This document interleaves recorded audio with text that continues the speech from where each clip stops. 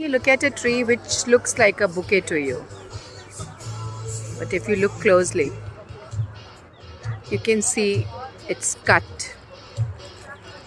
brutally by humans, but still it is not losing its hope of growing up again, and it has sprouted into many branches looking like a fountain, like a bouquet to me. I'm telling all humans, challenging. See, now I'm branching out in so many ways. Now you need to spend time, effort in cutting me. So you will not doing that. I can grow wild the way I want, even if you cut me. What do you say when you see this tree? What comes to your mind?